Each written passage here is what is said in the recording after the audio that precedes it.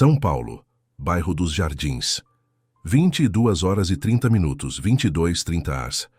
Pedro Antunes, de 37 anos, era o dono de 3 restaurantes de sucesso na capital paulista.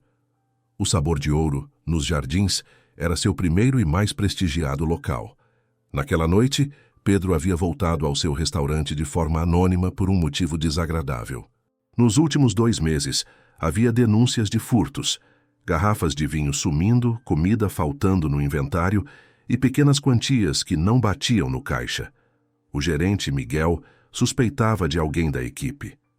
Pedro decidiu descobrir pessoalmente e se apresentou como um cozinheiro substituto de uma agência temporária. Ninguém o reconheceu. Às 10h30, quando o movimento diminuía, Pedro se escondeu na despensa. De lá, ele podia observar a cozinha pela fresta da porta entreaberta. Ele esperou, observando o pessoal se mover e limpar. Estava prestes a desistir quando algo chamou sua atenção. Alice Braga.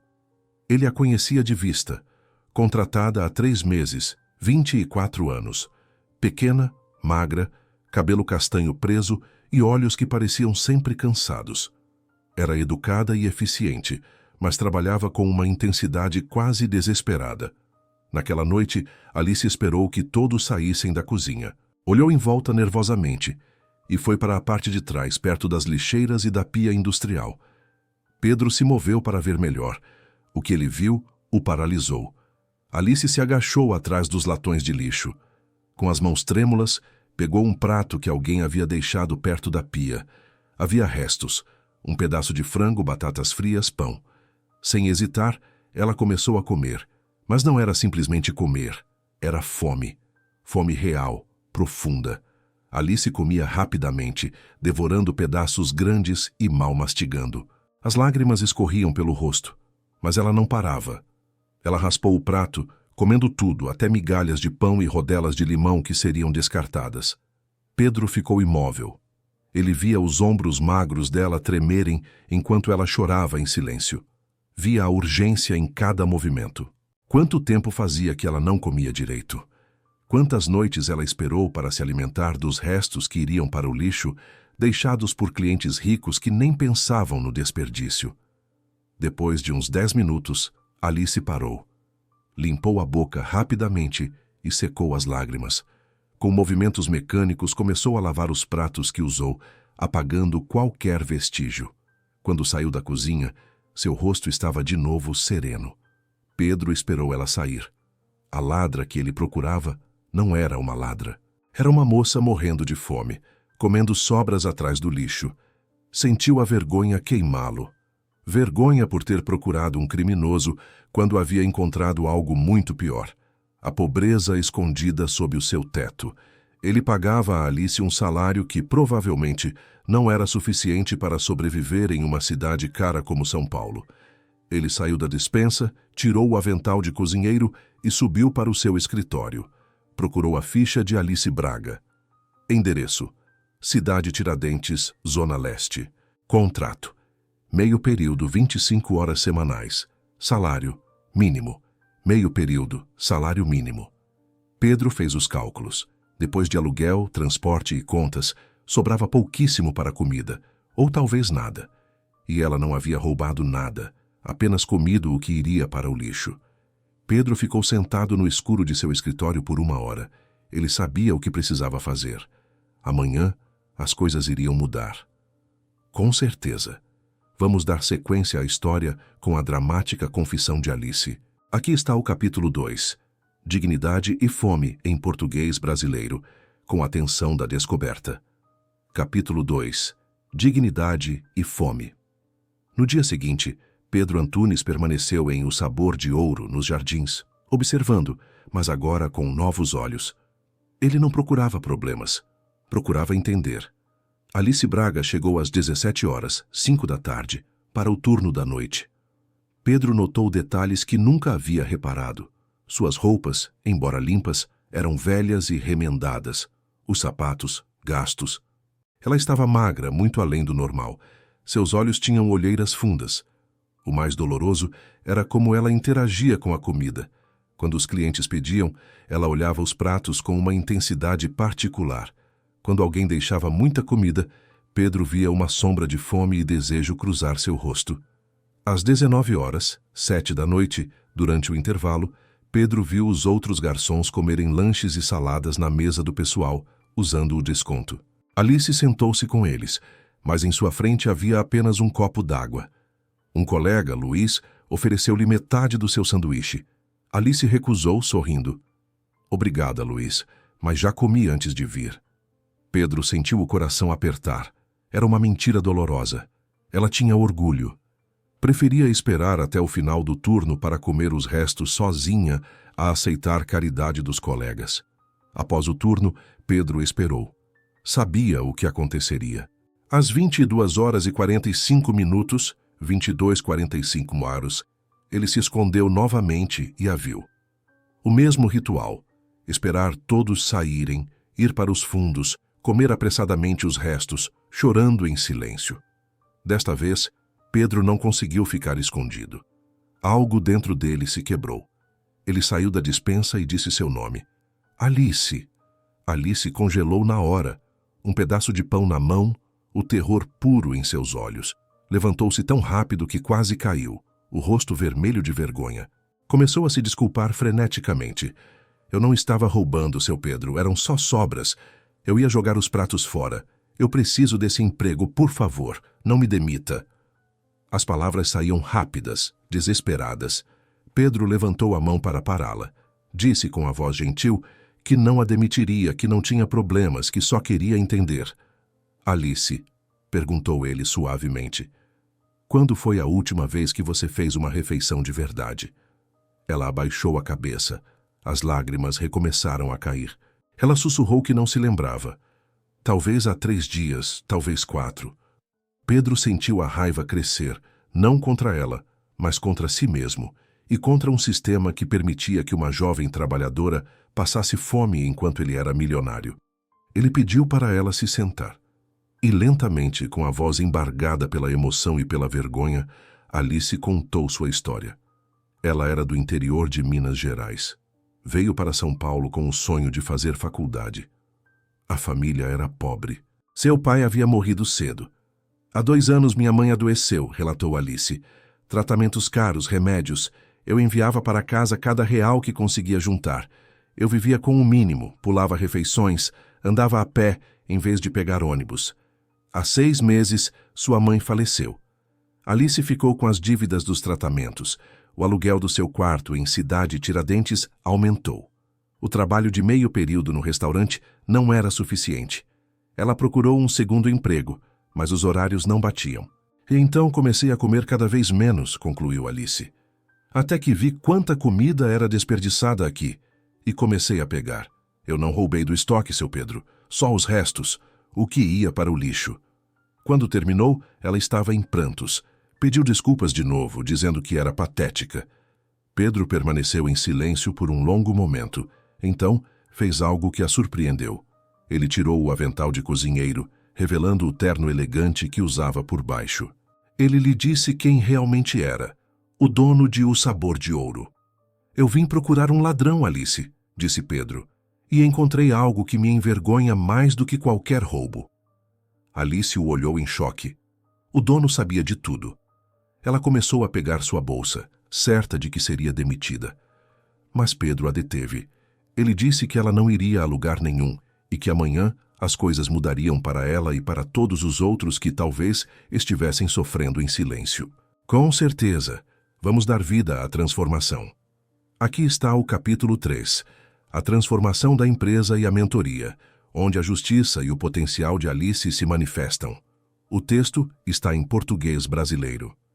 Capítulo 3, a transformação da empresa e a mentoria.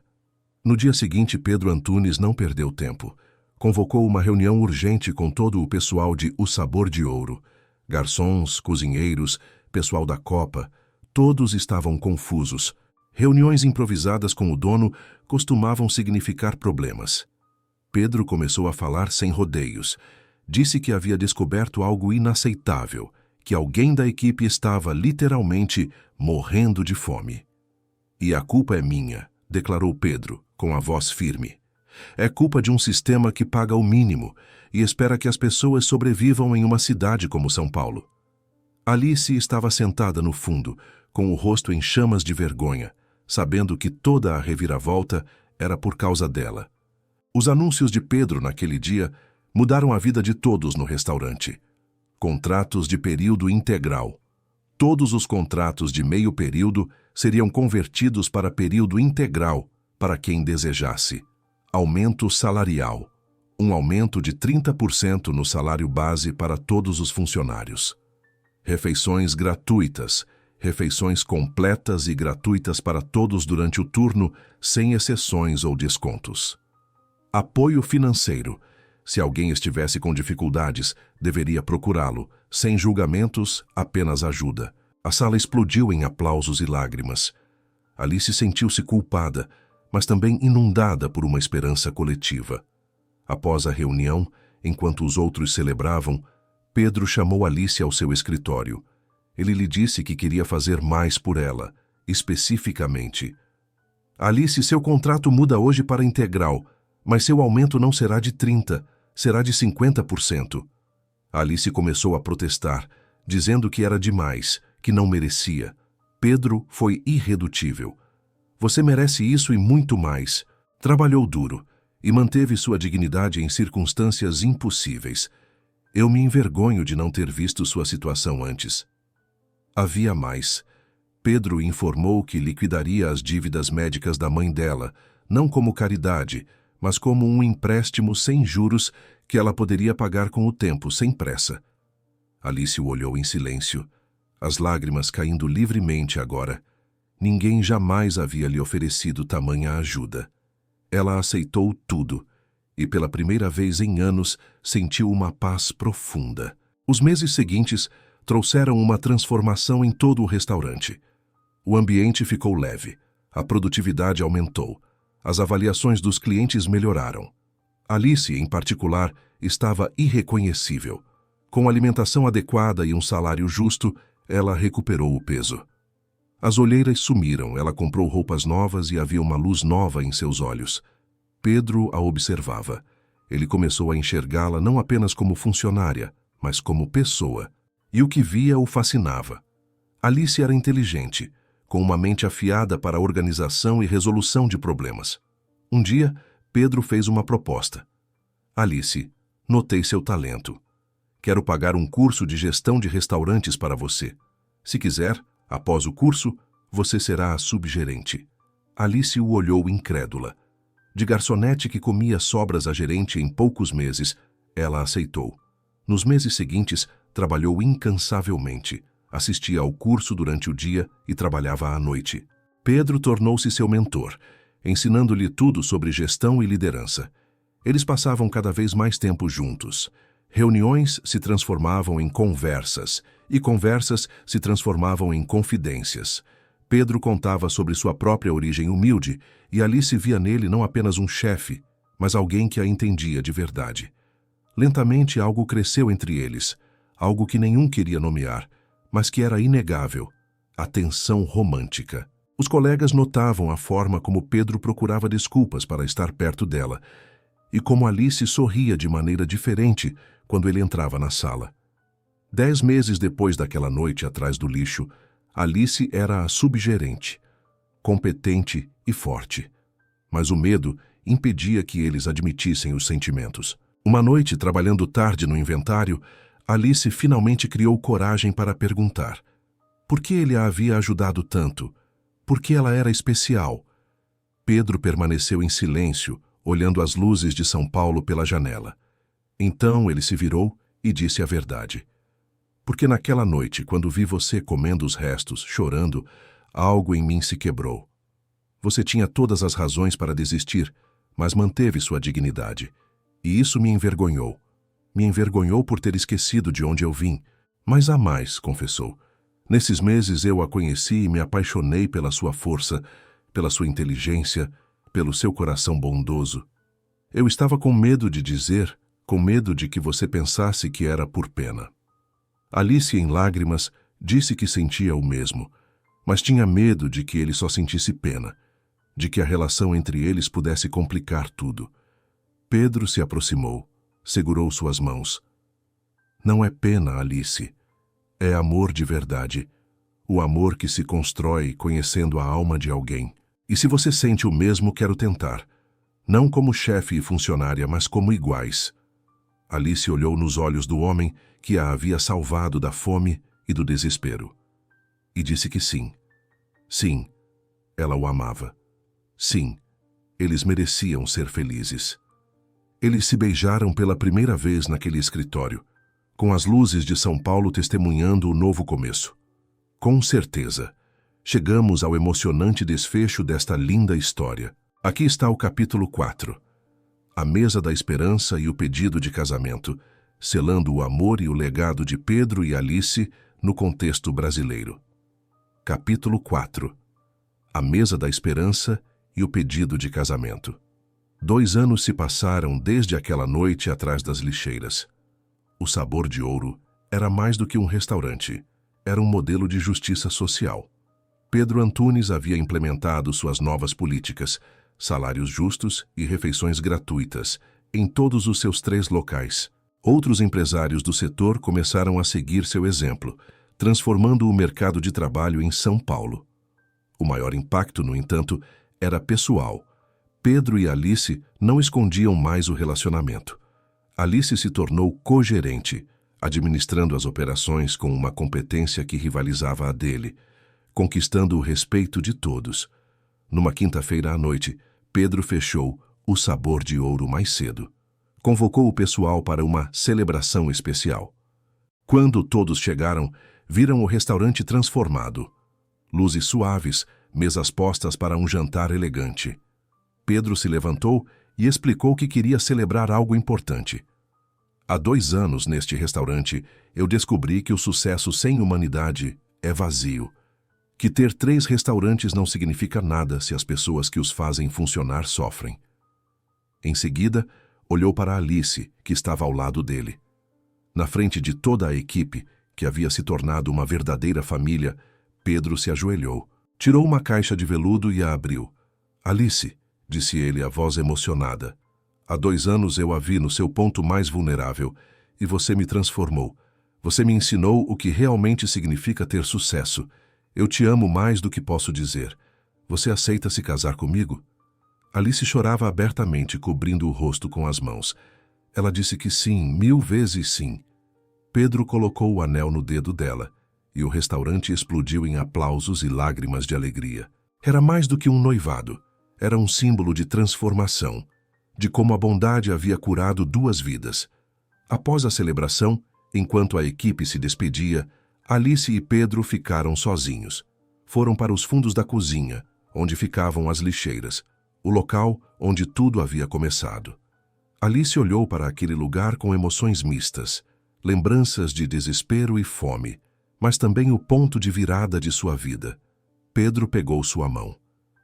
Eu quero fazer mais com este restaurante. Quero que a nossa história se torne algo maior. Ele revelou seu plano. Queria abrir um refeitório gratuito no subsolo para pessoas em situação de rua ou que estivessem passando por dificuldades. Um local para quem precisava de uma refeição quente. Ele queria que Alice o gerenciasse. Alice olhou para ele com amor e orgulho. Era a ideia perfeita. Do seu ponto mais baixo, ela agora poderia ajudar outros. Ela se certificaria de que ninguém que entrasse ali teria que se esconder para comer. Ela disse que fariam isso juntos, que construiriam algo bonito a partir da dor. Beijaram-se naquele lugar que havia testemunhado seu desespero e agora celebrava seu triunfo. Epílogo. 6 meses após o casamento, o Sabor de Ouro inaugurou oficialmente a Mesa da Esperança no subsolo. Um refeitório gratuito aberto todas as noites, oferecendo dignidade e respeito. A comida era preparada com o mesmo cuidado dos pratos servidos no andar de cima. Alice gerenciava o projeto pessoalmente. Servia as refeições, conversava com as pessoas e via a si mesma em cada rosto cansado. Pedro trabalhava ao lado dela. O empresário que antes gerenciava de uma sala distante agora servia refeições junto à sua esposa. Ele havia entendido que o verdadeiro sucesso não estava no balanço financeiro, mas nos sorrisos que ele ajudava a criar. De vez em quando o refeitório esvaziava, eles se sentavam juntos. Olhavam para o espaço que haviam criado do nada, um lugar que nasceu da desesperança e se transformou em esperança para centenas. E sabiam que haviam encontrado algo raro, não apenas amor, mas um propósito compartilhado.